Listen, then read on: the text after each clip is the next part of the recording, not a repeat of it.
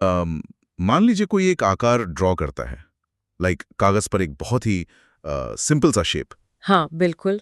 और अब सोचिए कि एक फिजिसिस्ट ठीक उसी आकार की इक्वेशन का इस्तेमाल करके यूनिवर्स के सबसे छोटे पार्टिकल को एक्सप्लेन कर रहा है। यानी स्ट्रिंग थ्योरी की बात कर रहे हैं आप। Exactly, string theory.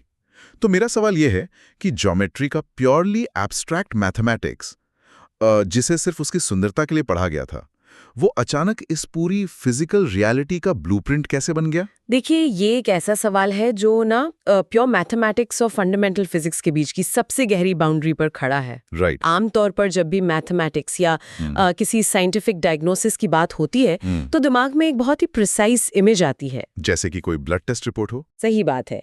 या जैसे अगर किसी का हाथ टूट जाए और एक्सरे में क्लियर जैगेड व्हाइट लाइन दिखे तो डॉक्टर वहां इशारा करके कह सकता है कि देखिए यहाँ फ्रैक्चर है। हाँ, मतलब चीजें काफी बाइनरी होती हैं, या तो हाथ टूटा है या नहीं टूटा है। बिल्कुल। लेकिन जब हम आधुनिक गणित की दुनिया में आते हैं ना, खासकर अलजेब्राइक ज्योमेट्री में, तो लगता है जैसे वो एक्सरे मशीन अचानक से मूर्ख बन गई है। ओह वाओ, मूर्ख कैसे? क्योंकि डायग्नोस्टिक लैंडस्केप ना बहुत ही धुंधला हो जाता है। आकार और समीकरण, शेप्स और इक्वेशंस, वो आपस में इस तरह उलझ जाते हैं कि उन्हें अलग करके देखना लगभग नामुमकिन लगने लगता है। तो एसेंशियली वो डायग्नोस्टिक मडी वाटर्स बन जाते हैं। एग्जैक्टली। अलजेब्रिक ज्योमेट्री दरअसल इसी धुंधलेपन को समझने की भाषा है।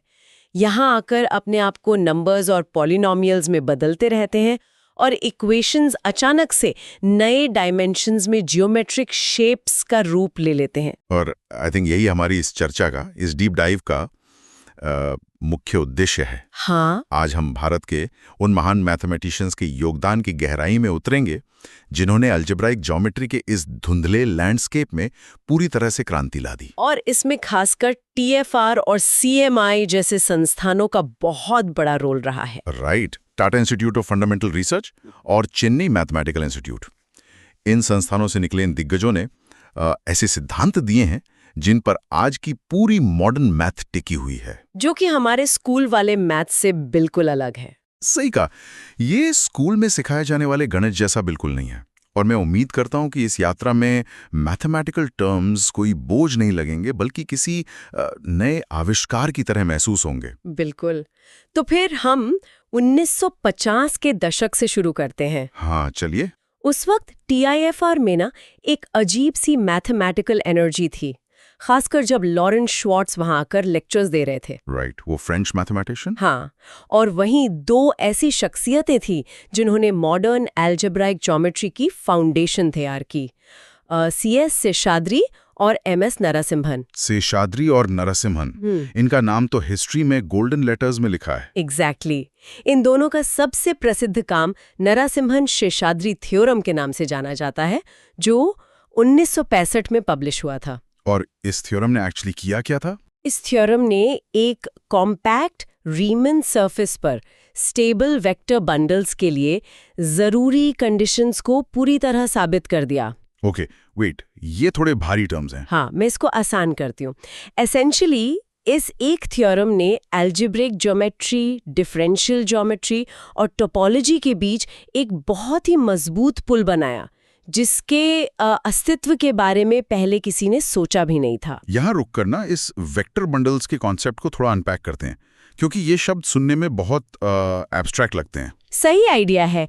आप कैसे विजुअलाइज करते हैं इसको? मान लीजिए कि वेक्टर बंडल्स किसी सतह यानी किसी ज्योमेट्रिक सरफेस पर उगने वाले बालों की तरह हैं। Okay, hairs on a surface. Right. हर एक पॉइंट पर एक बाल उगा हुआ है और ये सब मिलकर एक बंडल बनाते हैं। अब अगर कोई इन बालों को बिना किसी उलझन के, यानी बिना किसी टेंगल के, सीधा करके कंघी करना चाहे, तो उसके लिए उस सतह की टोपोलॉजी को समझना बहुत जरूरी होगा। एग्जैक्टली।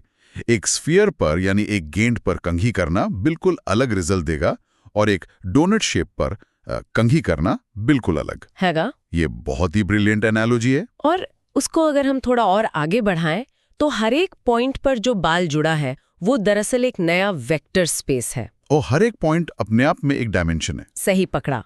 और जब हम एक रीमान सरफेस की बात करते हैं तो वो एसेंशियली एक वन डायमेंशनल कॉम्प्लेक्स मैनिफोल्ड होता है, जो कि टोपोलॉजिकल रूप से किसी सरफेस की तरह बिहेव करता है। बिल्कुल। तो नरसिम्हन और शेषाद्री का काम इस बात पर फोकस करता था कि ये जो बालों का स्ट्रक्चर है ये स्टेबल कब होता है। लेकिन रुकिए, यहाँ एक चीज मुझे खटक रही है। क्या हुआ? हिस्ट्री की किताबें कहती हैं कि इन्होंने इन स्टेबल वेक्टर बंडल्स के लिए सिर्फ नेसेसरी कंडीशंस खोजी थी, यानी सिर्फ जरूरी शर्तें। हाँ, प्योरली नेसेसरी कंडीशंस। तो अगर इन्होंने सिर्फ कुछ शर्तें तय की थी तो क्या एसेंशियली समस्या को आधा ही हल नहीं किया गया था? सिर्फ कंडीशंस डिफाइन करने पर मैथ्स की दुनिया में इतना जश्न क्यों मनाया गया? मैं समझ रही हूँ आपका पॉइंट, पर देखिए मैथमेटिक्स में, खासकर इन हायर डायमेंशंस में, किसी चीज का स्टेबल होना डिफाइन करना और उसकी कंडीशन सेट करना अपने आप में एक इम्पॉसिबल मेज जैसा होता है। अच्छा, सिर्फ डिफाइन करना भी इतना मुश्किल है? बहुत मुश्किल। स्टेबिलिटी का यहाँ मतलब है कि वो वेक्टर बंडल छोटे अनप्रिडिक्टेबल हिस्सों में बिना किसी कॉन्ट्रडिक्शन के टूट नहीं सकता। आई सी। अगर वो अनस्टेबल है तो वो मैथमेटिक्स के इक्वेशंस में बहुत अजीब तरीके से फेल हो जाता है। तो शेषाद्री को सेमी स्टेबल बंडल्स के इक्विवेलेंस क्लासेस का एक कॉम्पैक्ट मॉड्यूलाइज स्पेस डिफाइन करना था। मॉड्यूलाइज स्पेस? हाँ, मॉड्यूलाइज स्पेस को ना आप एक मास्टर मैप की तरह समझ सकते हैं जो उन सारे शेप्स की जानकारी रखता है। ओके, एक मास्टर कैटलॉग की तरह। एग्जैक्टली। उन्होंने जो शर्तें तय की ना, उसने एसेंशियली एक लंबा हाईवे बना दिया जिसके ऊपर आगे चलकर हजारों नए थ्योरम्स लिखे गए। वाओ। इसीलिए आगे चलकर शेषाद्री कांस्टेंट का नाम उनके नाम पर रखा गया। और उन्होंने स्टैंडर्ड मोनोमियल थ्योरी और पैराहोरिक स्ट्रक्चर जैसी बहुत गहरी धारणाओं को जन्म दिया। तो एक तरह से उन्होंने एक ऐसी डिक्शनरी तैयार कर दी जिसके बिना आगे की कॉम्प्लेक्स ज्योमेट्रिक लैंग्वेज को पढ़ना या लिखना ही नामुमकिन था। सही बात है। और उनके इन्हीं रेवोल्यूशनरी फाउंडेशंस के लिए उन्हें रॉयल सोसाइटी का फेलो भी बनाया गया। कमाल है। अब जब एक बार वेक्टर बंडल्स की स्थिरता का ये मास्टर मैप बन गया तो अगला सबसे लॉजिकल सवाल ये उठता है कि बिना उस स्ट्रक्चर को तोड़े उसमें बदलाव कैसे लाया जाए। एग्जैक्टली। और आई थिंक इसी सवाल ने एक नए दौर को जन्म दिया, रमानन, रमानाथन और मेहता का दौर। बिल्कुल। तो एस रमानन और नरसिम्हन ने मिलकर ना नंबर थ्योरी की एक टेक्निक को ज्योमेट्री में उतारने का फैसला किया। नंबर थ्योरी को ज्योमेट्री में? हाँ, नंबर थ्योरी में एक बहुत कॉमन टूल होता है जिसे हेके ट्रांसफॉर्मेशंस कहते हैं। राइट। एक हेके ऑपरेटर ना बेसिकली एक सेंस में सिर्फ एक प्राइम नंबर पे एक्ट करता है, लेकिन रमानन और नरसिम्हन ने इस कॉन्सेप्ट के ज्योमेट्रिक एनालॉग्स पेश किए। तो इसेंशियली उन्होंने क्या किया? इन्होंने एक होलोमॉर्फिक वेक्टर बंडल के होलोमॉर्फिक स्ट्रक्चर को उस सरफेस पर सिर्फ और सिर्फ एक पॉइंट पर मॉडिफाई करने का तरीका खोज निकाला। वेट, ये कॉन्सेप्ट मुझे सच में किसी साइंस फिक्शन जैसा लगता है। कैसे? एक पूरे अनंत इन्फिनिट डायमेंशनल मैथमेटिकल स्ट्रक्चर में से सिर्फ एक पॉइंट पर बदलाव करना, ये तो मैथ्स की दुनिया में किसी बहुत ही प्रिसाइज माइक्रोस्कोपिक सर्जिकल स्ट्राइक जैसा लगता है ना? ये सर्जिकल स्ट्राइक वाला टर्म बहुत एप्ट है। पर इतना छोटा सा बदलाव लैंगलेंस प्रोग्राम जैसे मैसिव और विशाल प्रोजेक्ट के लिए सबसे इंपॉर्टेंट टूल कैसे बन गया? क्योंकि उस सर्जिकल स्ट्राइक की सबसे बड़ी खासियत यही थी कि उस एक छोटे से पॉइंट पर किए गए बदलाव से उस पूरे बंडल की ग्लोबल प्रॉपर्टीज एक बहुत ही कंट्रोल्ड तरीके से बदल रही थी। ओह, मतलब बटरफ्लाई इफेक्ट की तरह एक पॉइंट पर चेंज किया और पूरा स्ट्रक्चर कंप्लीटली शिफ्ट हो गया, पर प्रिडिक्टेबली। एग्जैक्टली। गणित में सबसे छोटे पैटर्न्स ही अक्सर बड़े यूनिवर्स की चाबी होते हैं। ये ज्योमेट्रिक हेके ट्रांसफॉर्मेशंस आगे चलकर ज्योमेट्रिक लैंगलास प्रोग्राम के विकास में सबसे सेंट्रल टूल बन गए, जो कि नंबर थ्योरी और ज्योमेट्री के बीच का एक ग्रैंड यूनिफाइंग फ्रेमवर्क है। राइट। उसी दिशा में एक और बड़ा ब्रेक थ्रू आया। 1985 में वी.बी. मेहता और ए. रामानाथन ने एक कंप्लीटली नया आइडिया दिया। क्या था वो? उन्होंने फ्रोबेनियस स्प्लिट वैरायटीज का कॉन्सेप्ट इंट्रोड्यूस किया। यहाँ कैनोनिकल मैप ऑफ शीफ्स एक स्प्लिट इंक्लूजन होता है। उन्होंने टेक्निकली साबित किया कि जीपी, जहाँ जी एक सेमी सिंपल ग्रुप है और पी पैराबोलिक सब ग्रुप है, वो एक फ्रोबेनियस स्प्लिट है। ये टेक्निकल टर्म्स थोड़े हैवी हो गए हैं। ये जो आपने पॉजिटिव कैरेक्टरिस्टिक का मेंशन किया है पहले, वो इस फ्रोबेनियस स्प्लिट के साथ कैसे जुड़ा हुआ है? इसको फिजिकली कैसे विजुलाइज करें हम? अच्छा, चलिए इसको आसान करते हैं। पॉजिटिव कैरेक्टरिस्टिक एसेंशियली एक ऐसी मैथमेटिकल दुनिया है जो एक घड़ी की तरह गोल घूमती है। घड़ी की तरह? हाँ, देखिए आम दुनिया में अगर आप एक को जोड़ते जाएं, जैसे 1+1+1, तो नंबर्स अनंत तक आगे बढ़ते हैं ना। राइट, 1 2 3 4 इन्फिनिटी तक। लेकिन पॉजिटिव कैरेक्टरिस्टिक में अगर आप एक को कुछ निश्चित बार जोड़ें तो वो अचानक वापस 0 हो जाता है। ओह, जैसे घड़ी की सुई 12 के बाद वापस शुरू होती है। एग्जैक्टली। इस अजीब सर्कुलर ज्योमेट्री में मेहता और रामानाथन के फ्रोबेनियस स्प्लिट कॉन्सेप्ट ने वैनिशिंग थ्योरम्स को साबित करने में एक जादुई काम किया। Vanishing theorems. हाँ, अगर वैरायटी फ्रोबेनियस स्प्लिट है और L एक एम्पल बंडल है तो सारी हायर कोहोमोलॉजीज 0 हो जाती हैं, यानी पूरी तरह से वैनिश हो जाती हैं। इन ज्योमेट्रिक स्ट्रक्चर्स के हायर डायमेंशंस के इस तरह वैनिश होने का कॉन्सेप्ट मुझे सीधे उस शख्स की तरफ ले जाता है जिसे दी एनिग्मा कहा जाता था। CP रामानुजम। एग्जैक्टली। और हमारे सुनने वालों के लिए एक जरूरी क्लैरिफिकेशन, हम यहाँ श्रीनिवासा रामानुजम की बात नहीं कर रहे हैं, हम CP रामानुजम की बात कर रहे हैं। हाँ, लोग अक्सर कंफ्यूज हो जाते हैं नाम की वजह से, पर CP रामानुजम एक बेहद ही प्रतिभाशाली और बहुत डीप सोच वाले मैथमेटिशियन थे। उन्होंने अलजेब्राइक ज्योमेट्री के स्ट्रक्चर्स को एक पूरे नए नजरिए से देखा। राइट, उनका 1972 का काम था ना कुछ। हाँ, उनका रामानुजम वैनिशिंग थ्योरम दुनिया भर में प्रसिद्ध है। उनका थ्योरम कहता है कि अगर x एक स्मूथ प्रोजेक्टिव सरफेस है और L उस पर एक लाइन बंडल है जो नेफ एंड बिग है।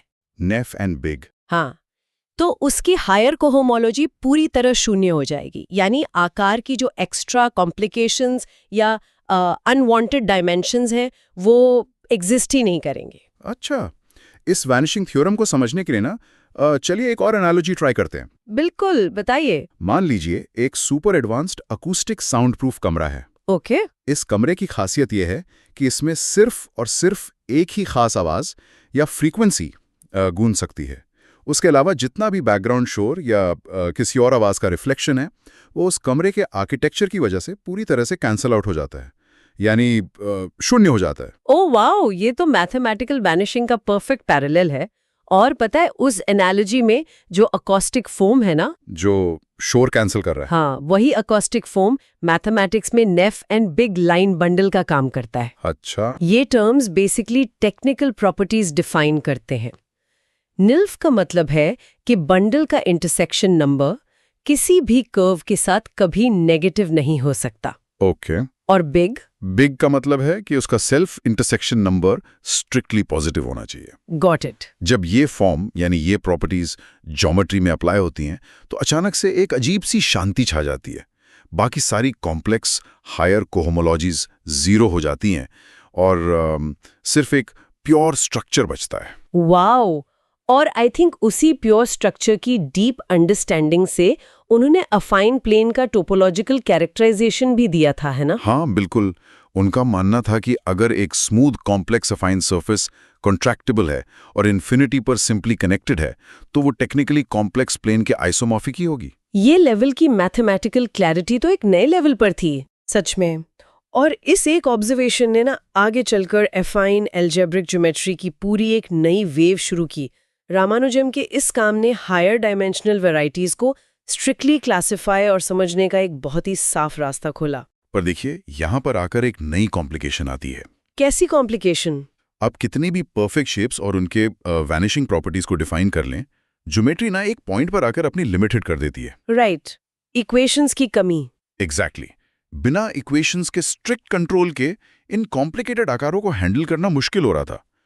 इन ज्योमेट्रिक स्पेसेस को एक सख्त और प्रिसाइज सिस्टम की जरूरत थी। और वो सिस्टम था कम्यूटेटिव अलजेब्रा। हाँ, यहां से अलजेब्रा और ज्योमेट्री का एक ऐसा फ्यूजन शुरू होता है जिसमें भारत की श्रेष्ठ महिला गणितज्ञों ने जो आविष्कार किए, सच में उसने दुनिया भर के मैथमेटिशियंस को हिलाकर रख दिया। बिल्कुल, ज्योमेट्री और अलजेब्रा अब एसेंशियली एक ही सिक्के के दो पहलू बन चुके थे। इस ट्रांजिशन फेज में एन मोहन कुमार का योगदान भी बहुत अहम है। राइट, उन्होंने आइजनवुड-एवंस कंजेक्चर को सॉल्व किया था। हाँ, और rational double points on a rational surface पर एक डीपली इन्फ्लुएंशियल रिसर्च प्रेजेंट की थी। लेकिन इसके बाद TFR, CMI और ISI जैसे संस्थानों की महिला मैथमेटिशियंस ने जो अपना परचम लहराया, वो अद्भुत था। जैसे कि उषा देवी नरेंद्रा भोसले। हाँ, उन्होंने moduli spaces of torsion free sheaves on singular curves पर अपना महान काम किया। इसको हम थोड़ा ऐसे देख सकते हैं कि वो टूटी हुई यानी सिंगुलर कर्व्स की अनप्रिडिक्टेबल ज्योमेट्री को एक फ्रेमवर्क में तामीर कर रही थी। Perfectly said.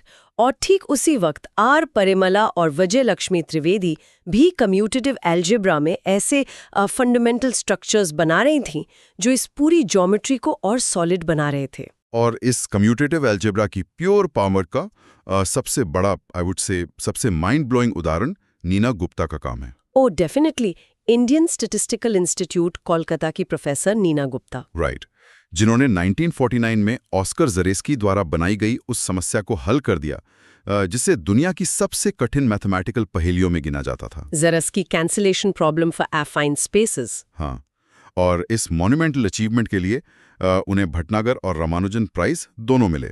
लेकिन एक मिनट, ये बात दिमाग को थोड़ा चकराने वाली है। क्या बात? अगर ये प्रॉब्लम 1949 से असुलझी पड़ी थी और लगभग 70 सालों तक दुनिया भर के टॉप मैथमेटिशियंस इस पर अपना सिर फोड़ रहे थे, तो क्या इसका मतलब ये है कि पिछले 70 सालों से सभी लोग बिल्कुल गलत टूल्स इस्तेमाल कर रहे थे?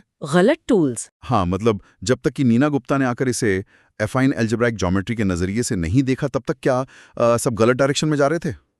देखिए, गलत टूल्स कहना शायद टेक्निकल रूप से सही नहीं होगा, पर उनका पर्सपेक्टिव जरूर बहुत रिस्ट्रिक्टेड था। रिस्ट्रिक्टेड कैसे? वो सभी इस प्रॉब्लम को प्योरली ज्योमेट्री की तरह देख रहे थे और कभी-कभी किसी डीपली स्टबर्न समस्या को हल करने के लिए आपको उस फील्ड से पूरी तरह बाहर निकलकर एक अलग डायमेंशन से देखना पड़ता है। Right, out of the box thinking. बिल्कुल। नीना गुप्ता ने स्ट्रिक्टली कम्यूटेटिव अलजेब्रा और अलजेब्राइक ज्योमेट्री के इंटरसेक्शन का इस्तेमाल किया। उन्होंने एसेंशियली एक ऐसी पॉलिनोमियल रिंग खोज निकाली जो उस स्पेस को मैथमेटिकली कैंसिल होने से रोकती थी। ओह, तो एक प्योरली ज्योमेट्रिक प्रॉब्लम को एक अलजेब्राइक इक्वेशन के लेंस से देखना ही उनकी सबसे बड़ी जीत थी। एग्जैक्टली। ये ऐसा ही है जैसे आप किसी घने जंगल में कुछ ढूंढ रहे हैं और आपके कन्वेंशनल बिनोक्युलर्स फेल हो गए हैं। ओके।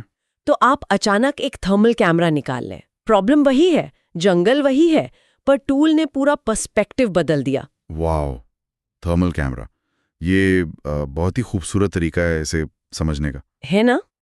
अब जब हम अलजेब्रा और ज्योमेट्री को इतनी डीपली मिला ही रहे हैं, तो आई थिंक आधुनिक मैथमेटिक्स की उन सबसे बड़ी पहेलियों की तरफ चलना बनता है जो इन दोनों क्षेत्रों को कंप्लीटली एक कर देती हैं। आप के थियोरी रेवोल्यूशन की बात कर रहे हैं? बिल्कुल, के थ्योरी, जहां श्रीनिवास, कृष्णा और मूर्ति के कॉन्जेक्चर्स ने मैथमेटिक्स के अलग अलग हिस्सों को बिल्कुल जोड़ दिया। अलजेब्राइक के थियोरी गणित का एक ऐसा हिस्सा है ना जो बेहद एब्स्ट्रैक्ट है, लेकिन उसी के साथ बेहद ताकतवर भी है। इसको थोड़ा ब्रेक डाउन करें। हाँ, किसी भी अलजेब्रिक वैरायटी पर एक चाउ ग्रुप ऑफ 0 साइकिल्स होता है। ओके। ये चाउ ग्रुप उस वैरायटी की बहुत सारी फंडामेंटल, बहुत डीप ज्योमेट्रिक इंफॉर्मेशन अपने पास रखता है। पर यहाँ सबसे बड़ी मुसीबत ये थी कि इस ग्रुप को प्रैक्टिकली कैलकुलेट करना मैथमेटिक्स में एक नाइटमेयर जैसा है। नाइटमेयर, जैसे कि जैसे आपको प्योर समुद्र के हर एक ड्रॉप की पोजीशन को एक ही टाइम पर ट्रैक करना हो। एग्जैक्टली। ऐसा ही वर्चुअली इम्पॉसिबल टास्क। और इसी इम्पॉसिबल काम को एक प्रैक्टिकल स्ट्रक्चर देने के लिए वी श्रीनिवास और एस ब्लॉक्च ने एक थ्योरेटिकल फॉर्मूला प्रपोज किया, जिसे ब्लॉक श्रीनिवास कंजेक्चर कहते हैं। हाँ, उन्होंने एसेंशियली प्रिडिक्ट किया कि ये एब्स्ट्रैक्ट कैलकुलेशंस बिहेव कैसे करेंगी। और यहाँ पर मैथमेटिकल मेंटरिंग की एक बहुत ही शानदार कहानी सामने आती है ना। बिल्कुल। वी श्रीनिवास किसी एक छात्रा अमलेंदु कृष्णा ने अपने पीएचडी के दौरान इस ब्लॉक श्रीनिवास कंजेक्चर को पूरी तरह से साबित कर दिया। अपने पीएचडी के दौरान? हाँ। अमलेंदु कृष्णा ने इन ज्योमेट्रिक ग्रुप्स को समझने के लिए अलजेब्राइक के थ्योरी का एज अ वेपन इस्तेमाल किया। और के थ्योरी का ये आविष्कार यही नहीं रुका। हाँ, उन्होंने कुछ और भी सॉल्व किया था। अमलेंदु कृष्णा थोड़ा और आगे बढ़े और उन्होंने एमपी मूर्ति द्वारा प्रपोज की गई मूर्तिस कंजेक्चर को भी सक्सेसफुली सॉल्व कर दिया। राइट। और मूर्तिस कंजेक्चर में एसेंशियली क्या था? उन्होंने साबित कर दिया कि अफाइन वैरायटीज की अलजेब्राइक के थ्योरी और उनका चाउ ग्रुप दरअसल अलग अलग थे ही नहीं। वेट, क्या? हाँ, वो एक ही एंटिटी थे। इस बात की गहराई को अब्जॉर्ब करना बहुत जरूरी है। दो कंप्लीटली अलग मैथमेटिकल कॉन्सेप्ट्स को बराबर साबित करना। हाँ, ये तो कैसा हो गया जैसे किसी इंसान को अचानक पता चले कि उसकी देखने की क्षमता यानी उसकी साइट और सुनने की क्षमता यानी हियरिंग दरअसल एक ही किस्म के फिजिकल वेव से ऑपरेट हो रही हैं। एकदम परफेक्ट एनालॉजी। अलग अलग दुनिया दिखने वाली चीजें अचानक एक ही सोर्स कोड से चल रही थी। Mind blowing. और उस यूनिटी को एस्टैब्लिश करना ही ना आधुनिक गणित का सबसे बड़ा गोल होता है। ये डिस्कवरी सिर्फ इसलिए पावरफुल नहीं है क्योंकि इन्होंने एक सिंगल इक्वेशन हल की, बल्कि इसलिए क्योंकि इन्होंने आइसोलेटेड कॉन्सेप्ट्स को एक ही धागे में पिरो दिया। राइट। अमलेंदु कृष्णा ने जब मूर्तिज कंजेक्चर सॉल्व किया तो उस सोल्यूशन की टेक्निक से के थ्योरी की और भी बहुत सारी कॉम्प्लेक्स प्रॉब्लम्स आसानी से सॉल्व होने लगी। और आई थिंक इन्हीं प्रोफाउंड आविष्कारों के लिए उन्हें शांति स्वरूप भटनागर अवार्ड जैसे बड़े सम्मान दिए गए थे। सही कहा। और इसी यूनिफाइंग कड़ी में एमवी नॉरी का काम भी आता है, जहां उन्होंने हेके ऑपरेटर्स का इस्तेमाल करके जेनेरिक जैकोबियन के ग्रिफ्थिस ग्रुप पर नए साइकिल्स बनाए और ये साबित किया कि ये ग्रुप फाइनाइटली जेनरेटेड नहीं होता। तो एसेंशियली एक के बाद एक ये सभी मैथमेटिशियंस मैथमेटिक्स के इस डीप यूनिवर्स का ब्लूप्रिंट क्लियर कर रहे थे। बिल्कुल। अगर हम इस गहरे विश्लेषण को, हमारे इस डीप डाइव को एक कदम पीछे हटकर देखें तो TFIR, CMI और बाकी भारतीय संस्थानों से निकले इन दिग्गज मैथमेटिशियंस ने शेषाद्री से लेकर अमलेंदु कृष्णा और नीना गुप्ता तक, इन सब ने एक्चुअली में क्या किया है? बहुत कुछ किया है। उन्होंने सिर्फ आइसोलेट हुई मैथमेटिकल प्रॉब्लम्स को सॉल्व नहीं किया, इन्होंने ज्योमेट्रिक स्ट्रक्चर्स और अलजेब्रिक इक्वेशंस को मिलाकर एक ऐसी फाउंडेशन रखी है जिसका असर सीधे आज की मॉडर्न साइंस और हमारे यूनिवर्स की अंडरस्टैंडिंग पर पड़ता है। सही बात है। उनके प्योरली एब्स्ट्रैक्ट लगने वाले मैथमेटिक्स ने एक ऐसी ज्योमेट्री का निर्माण किया है जो आज की फिजिक्स की डीप मैकेनिज्म्स को एक्सप्लेन करता है। ऐसी प्रॉपर्टीज और डायमेंशंस जिन्हें हम किसी भी नंगी आंख या सबसे पावरफुल टेलीस्कोप से भी कभी नहीं देख सकते। और इस पूरी यात्रा को यहाँ खत्म करने से पहले मैं सुनने वालों के लिए एक आखिरी प्रोवोकेटिव थॉट छोड़ना चाहता हूँ। जरूर। एक ऐसा विचार जिससे ना रियलिटी के बारे में सोचने का पूरा नजरिया हिल जाएगा। हमारे बैकग्राउंड सोर्सेज में एक बहुत ही एक्सप्लोसिव कनेक्शन मिला हमें। हाँ, वो कनेक्शन सच में हैरान करने वाला है। जिन होमोमॉर्फिक वेक्टर बंडल्स और मॉड्यूली स्पेसेस पर शेषाद्री और नारसिम्हन 1960s में कंप्लीटली प्योर मैथमेटिक्स के पॉइंट ऑफ व्यू से काम कर रहे थे, उन्हीं एग्जैक्ट मैथमेटिकल स्ट्रक्चर्स का इस्तेमाल फिजिसिस्ट ने 1980s और 90s में किया। जब प्योर मैथ फिजिक्स के रियल यूनिवर्स से इस तरह कंप्लीटली मैच होता है ना, तो वो किसी मैथमेटिकल मिरेकल जैसा लगता है। बिल्कुल, कि पेपर पर लिखी गई ज्योमेट्री की कोई भाषा अचानक कॉस्मोस के सबसे एक्सट्रीम फिजिकल रूल्स को परफेक्टली डिस्क्राइब करने लगे, ये अपने आप में जादू है। लेकिन मेरा सवाल ये है, क्या ये सिर्फ एक मिरेकल या कोइंसिडेंस है या फिर रियलिटी कुछ और ही है? मतलब आपका क्या इशारा है? ये हो सकता है कि अलजेब्राइक ज्योमेट्री का ये कंप्लीटली एब्स्ट्रैक्ट गणित, जिसे सिर्फ नंबर्स और शेप्स की प्योरली एब्स्ट्रैक्ट ब्यूटी के लिए स्टडी किया गया था, वही इस प्योर ब्रह्मांड का असली ट्रू फिजिकल ब्लूप्रिंट हो। ओह! क्या हम जिसे अपनी रियलिटी समझते हैं, ये तारे, ये प्लैनेट्स, हमारी अपनी फिजिकल बॉडी, क्या वो सब दरअसल एक ज्योमेट्रिक आकार और अलजेब्राइक इक्वेशंस का एक मैसिव मैट्रिक्स है? वेक्टर बंडल्स के सिवा शायद रियलिटी का कोई और इंडिपेंडेंट वजूद है ही नहीं। शायद हम सब बस चलते फिरते समीकरण हैं। हम सब बस इक्वेशंस हैं। वाओ! इस गहरे रियलिटी बेंडिंग विचार के साथ ये था अलजेब्रिक ज्योमेट्री और मैथमेटिक्स की इस कॉम्प्लेक्स दुनिया का हमारा डीप डाइव।